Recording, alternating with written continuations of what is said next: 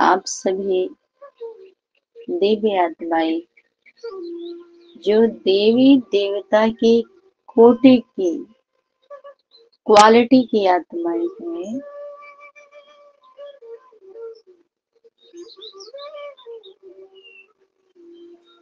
वो हमेशा श्रेष्ठ विचारों में विचरण करती है। माता पिता परमात्मा के संरक्षण में रहती हैं। जब अंग अंग से संग करती हैं, आत्माएं परम पिता परम आत्मा के संग करती हैं, संग में रहती हैं, तो उनकी रक्षा होती है।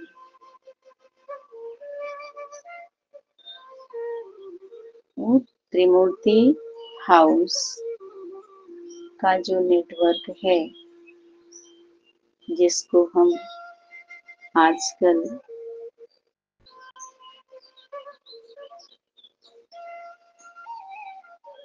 जब भी नेट काम नहीं करता है तो बोलते हैं नेटवर्क नहीं कर रहा है। वो ऐसा हाई फाई नेटवर्क है जो उससे अगर जुड़ गए तो बाहरी दुनिया की वाईफाई काम करे ना करे, और इससे भी आपका कार्य चलता रहेगा। ये सदा स्मृति में रहे कि आपकी श्रेष्ठता, श्रेष्ठ सोच, संकल्प, वाणी और कर्म ही आपकी ऊंची स्टेज है।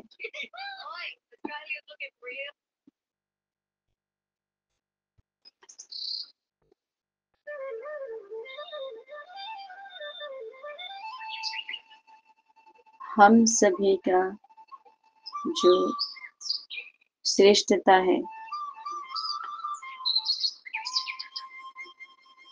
वह बाहरी दुनिया का स्थूल आसन पर नहीं, ऊंची सोच, संकल्प और कर्म पर निर्भर है। वह तय करती है। कल पिताश्री के द्वारा क्लास चला कि माता पिता की जो सीट है, माता पिता जिस सीट पर बैठे हैं वो सीट कोई पब्लिक ने नहीं चुना है, पब्लिक की चुनाव की सीट नहीं है, वो बाप दादा ने चुना है।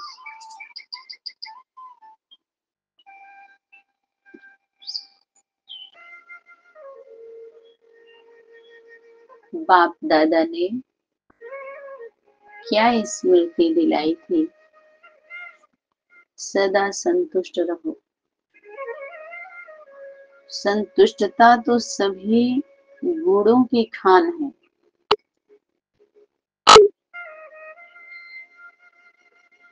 जितने ज्ञान गुण शक्तियां हैं उसमें समाहित होती है। उसकी पहचान प्रसन्नता है।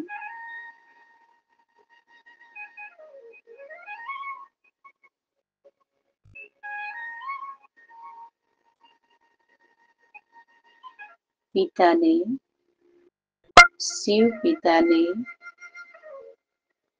शिव शक्ति यज्ञ माता को यही ज्ञान दिया जिस पर गीता का स्टैंप लगा कि जो कुछ हो गया और जो कुछ हो रहा है वही होना है और वही सत्य है। इसलिए तुम चिंता मत करो।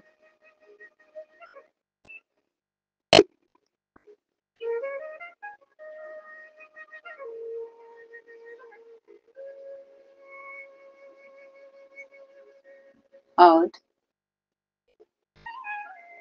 जो भी यज्ञ माता के द्वारा मानो कुछ कड़वे वचन भी निकले, जो सबको झूठे छली कपटी आत्माओं को, जो सत्य को कपट लिए सभी को छल रहे हैं ट्रायल रूप से, और झूठा कर रहे हैं सत्य को भी, जिसको हम अपनी भाषा में झूठ बोलते हैं। ऐसे लोगों के लिए जो वचन आया, जो कड़वा लगा ऐसे लोगों को, तो कहीं न कहीं डायरेक्ट या इनडायरेक्ट उनको फायदा ही पहुंचा और पहुंचेगा, फायदा ही होने वाला है अगर वो कायदे में आ जाते हैं तो।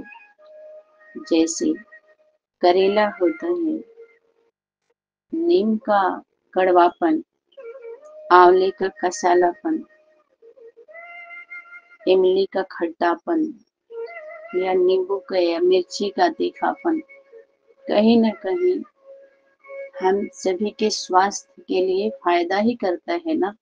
काली मिर्च देखो, ढेर सारे पदार्थ जो प्रकृति माँ ने दिया है, उपलब्ध कराया है,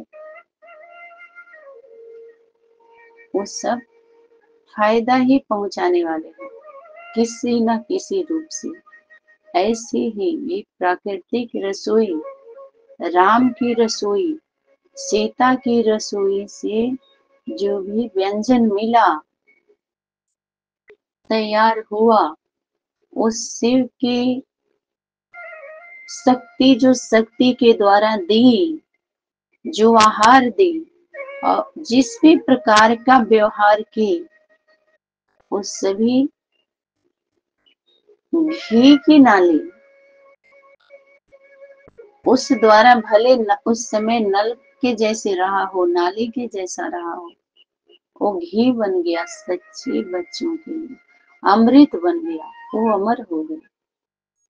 बहुत सारी आत्माएं हमारे सनातनी परिवार में वो ज्वाला रूप की क्लास को सुनकर निर्भय बनी, भय से मुक्त हुई, तो फायदा किया ना। तो वो ये नहीं कह सकती कि ये कड़वे निकले, उसमें भी फायदा रहा। कड़े शब्द का प्रयोग अपने परिवार में माता पिता करते हैं। कब? जब बच्चे उजड़ हो जाते हैं, उद्दंडपना करते हैं, आज्ञा का पालन नहीं करते, घर में बच्चा बन के प्रवेश कर जाते हैं, अपनी बाहरी दुनिया में भी ढंग से जीवन नहीं जीते, और यज्ञ के नाम पर, यज्ञ के माता पिता अनन्य भाई बहनों के नाम पर जब कारोबार में शामिल होते हैं, कार्य व्यवहार सही नहीं करते, तो उस परम पिता परमात्मा शक्ति पर, उस धर्म के ऊपर उंगली उठाई जाती है, अविश्वास पैदा होता है, कलंक लगता है, दुर्व्यवहार होता है उन बच्चों के साथ भी, सच्चे बच्चों के साथ भी गलत व्यवहार किया जाता है, उनको उनके वास्तविक सुविधा से वंचित किया जाता है, उनको भी उनके अधिकार से वंचित किया जाता है। जो अधिकारी होते हैं, जिनका राइट्स होता है, वर्थ उनका राइट है, और दूसरे लोग कब्जा करके बैठे हैं, तो यज्ञ माता कुछ भी उठा सकती है। तभी तो वाणी में आया कि जगदम्बा अभी घूंघट में है ना, पर्दा उठाएं, तैयार हो आप सभी।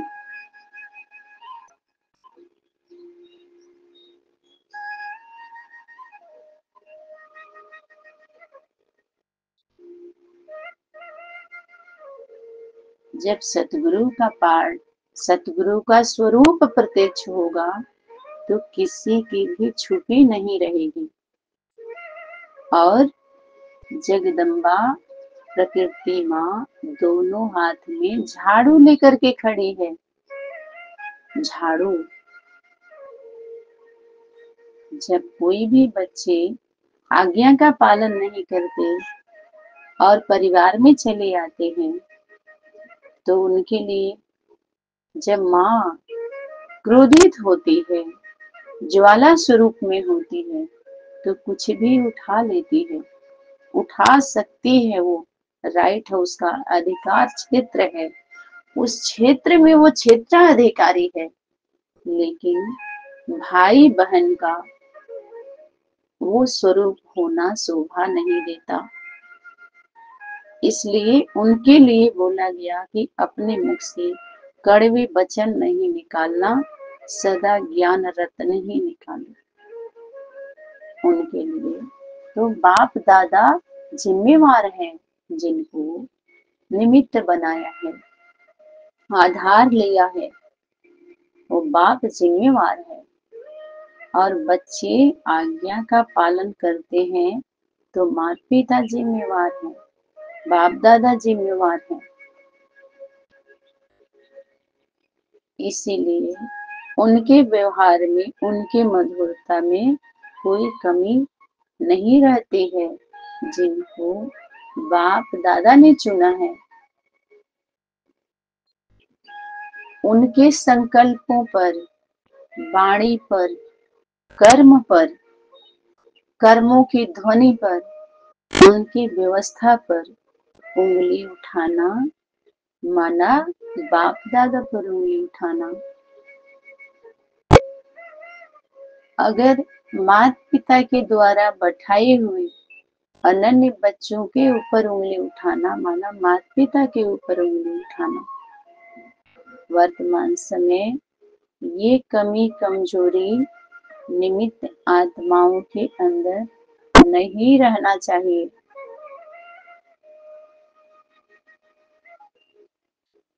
इसलिए बार बार उदाहरण दिया, सत्य की नाव हिलेगी, हिलने दो, डोलेगी, लेकिन वो डूब नहीं सकती। वो हिलती है, हल्ला भी करेगी, क्योंकि चोर घुस आए हैं ना मायावी रूप में, तो पहचानती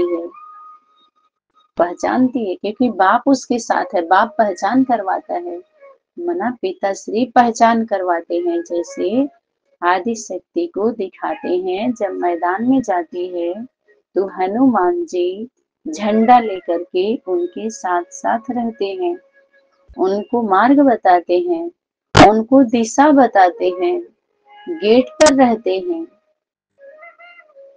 ये सभी सेवाएं संपन्न होने के बाद जब वारिस पुत्र प्रत्यक्ष होता है तो वो बच्चे उत्तराधिकारी, जवाब देने वाला अधिकारी, पुत्र पुत्रियां, भुजाएं, अष्टदेव अष्टदेवियां किला बना लेते हैं।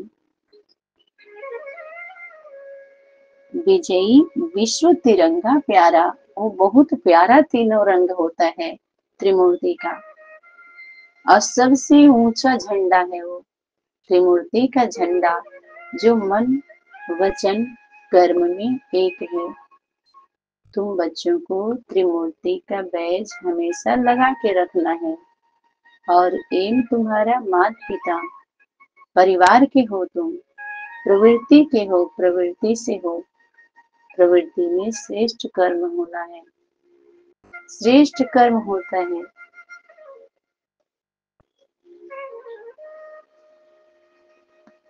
ये सारा जगत परम पिता परमात्मा का है, वो जगत यज्ञ माता परमात्मा का, पूरी दुनिया परम पिता परमात्मा का है, पूरा जगत पर अधिकार उनका, और उन्हीं के द्वारा सभी उत्पन्न होते हैं, उन्नति को पाते हैं। सारा जगत परम पिता परमात्मा का है, अर्थात माता पिता का है, और वही सबको उत्पन्न करने वाले हैं। वही परम पिता परमात्मा माँ का स्वामी है। सभी दोनों एक दूसरे में एक दूसरे को लेकर स्थायी हो जाते हैं, स्थिर हो जाते हैं, तभी स्थापना का कार्य संपन्न हो पाता है। चारों तरफ से राउंड लगाकर, चक्कर लगाकर आ जाते हैं केंद्र पर। तभी बाप दादा ने बोला कि चारों तरफ से चक्कर लगाकर चक्रवर्ती बन के आ गए ना। वही है स्वास्तिक। स्वास्तिक का स्वरूप दो यश है। वही है ब्रह्म ज्ञानी, ब्रह्मा माँ और ब्रह्मा बाप। वही स्वामी है स्वामिनी का, यज्ञ पिता, यज्ञ माता। वो स्वामी भक्तन है, अपने स्वामी की भक्ति करती है, सेवा करती है, और उसी में पूरी दुनिया की सेवा हो जाती है। जैसे गणेश जी को दिखाया, माता पिता की सेवा कर ली, लेकिन भ्रमण नहीं किए। क्यों? भ्रमित नहीं हुए, वो भ्रम नहीं हुआ, प्रकाश ही प्रकाश दिखाई देने लगा, उनको दिखाई दिया। बाकी सभी भ्रमणशील हो गए। चक्कर लगा करके, चक्कर लगाना ही पड़ा। तो सभी भ्रम से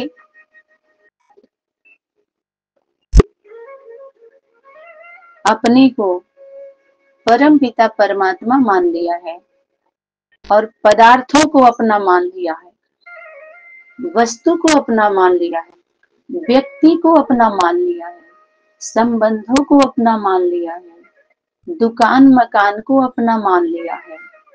ये तो अर्पित किया हुआ है ना। जाने अनजाने में बाहरी दुनिया की भक्त आत्माएं भी जड़ चित्रों के सामने अर्पित कर चुके हैं। अपना सब कुछ खुद को भी कर चुके हैं। किसको? खुदा खुदे को खुद अर्पित कर चुके हैं। तो जो दान दे दिया जाता है, वो जब वापस लिया जाता है तो चोरी कहा जाता है उसको। वो आपका कहाँ रहा? इसीलिए बाप दादा बार बार अव्यक्त वतन में स्मृति दिलाई,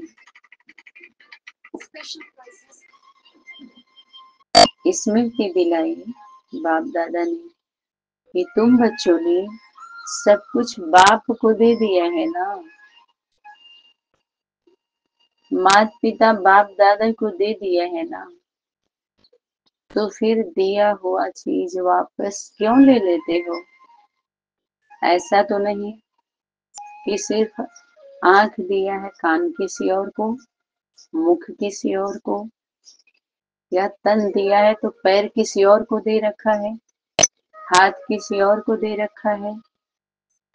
बाप दादा ने टोंट मारा और स्मृति दिलाई कि अगर आप सच में समर्पण हो गए हो तो सही से समर्पण का यथार्थ अर्थ समझकर अर्थिंग ले लो, नहीं तो अनर्थ हो जाता है, विनाश हो जाता है, नष्ट हो जाता है। आप देखिए, दान किया हुआ चीज वापस लेते हैं तो कैसी हालत होती है।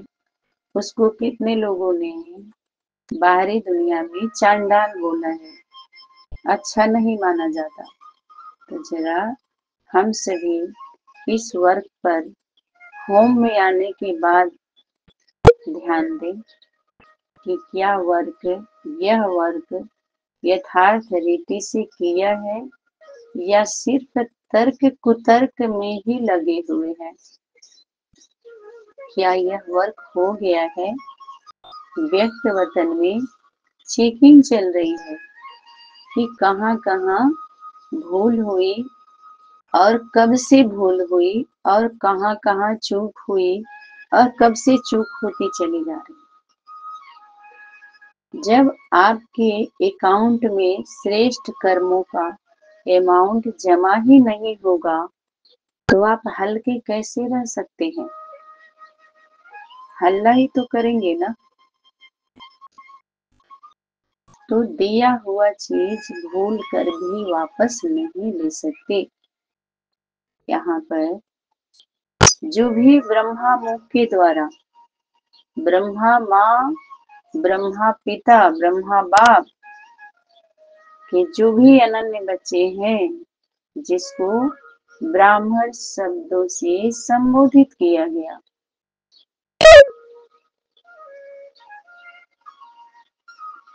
तो ये ब्राह्मण दान नहीं कर सकते। न माता पिता न बच्चे, माता पिता पुत्र पुत्री आपस में दान नहीं करते। लेकिन यहाँ पर ये उदाहरण देकर के समझाया जाता है कि जब हम समर्पण होते हैं, जैसे 4 स्वरूप की स्मृति दिलाई गई, 4 सब्जेक्ट की स्मृति दिलाई गई कि आप निमित्त हो, आपका कुछ भी नहीं है। सर्विस का उदाहरण दिया। बाहरी दुनिया में गवर्नमेंट का होता है, अधिकारी का अधिकार नहीं होता। उसको उसका जितना अधिकार बनता है उसको अलग से गवर्नमेंट उसको देती है। फिर गवर्नमेंट के प्रॉपर्टी में वो अपना अधिकार नहीं जमाते। अगर जमाते हैं तो उसको चोर बोलते हैं ना। जिसको बोला अमानत में खयानत डाल दी, तो वो आपकी अमानत नहीं है, आप दे चुके हो। जब समर्पण की बात आएगी, अर्पण की बात आएगी, तर्पण की बात आएगी, उस अर्पण की भूमि पर जब आएंगे, वरदानी भूमि पर आएंगे, तो आपकी अर्पणता, समर्पणता उस दर्पण में चेक तो होगी ना।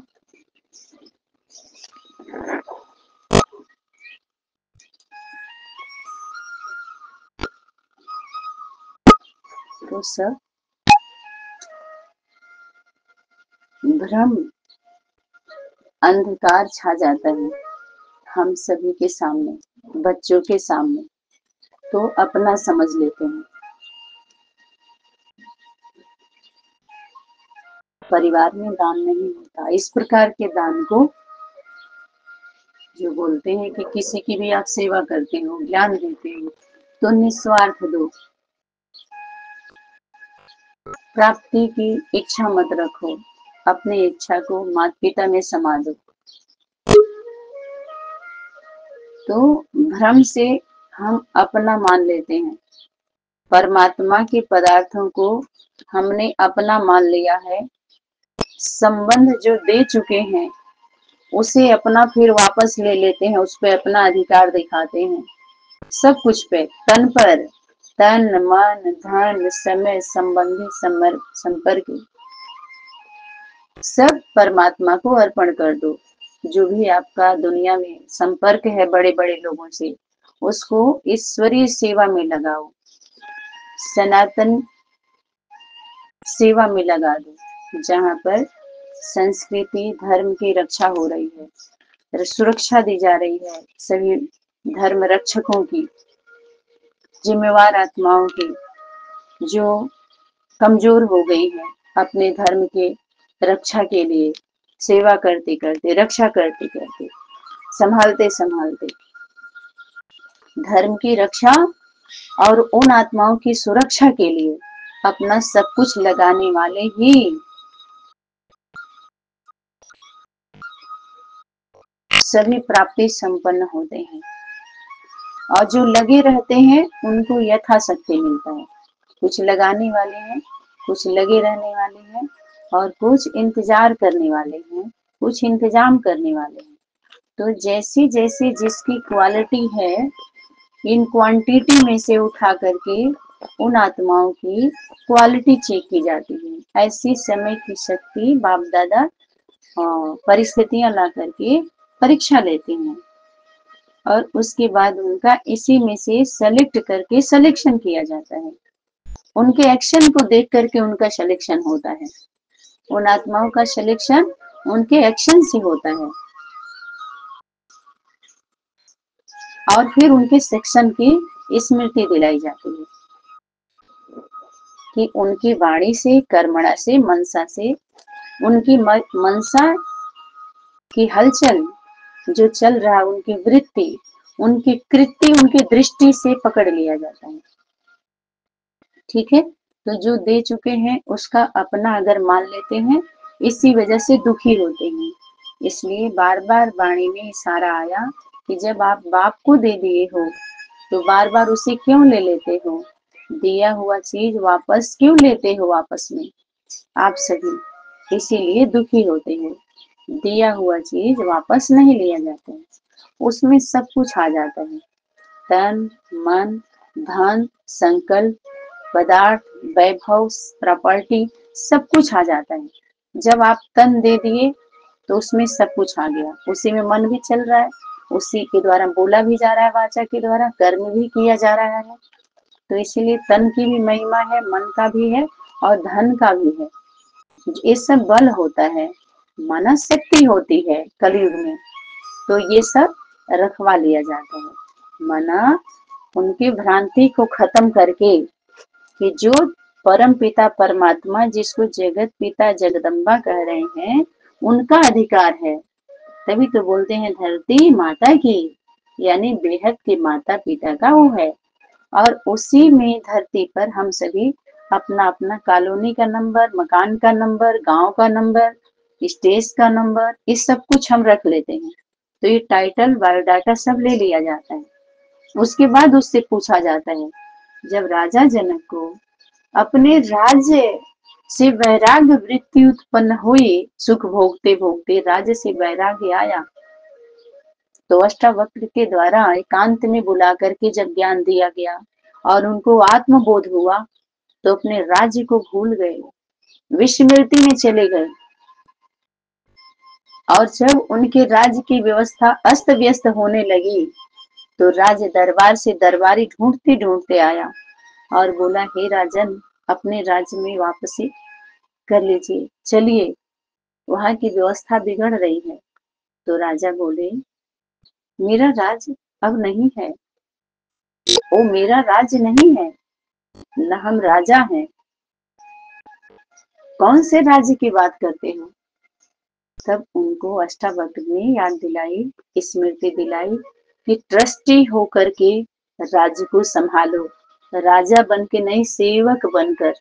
जैसे दास दासी जब माता पिता होते हैं घर में, तो ये उदाहरण दिलाई गई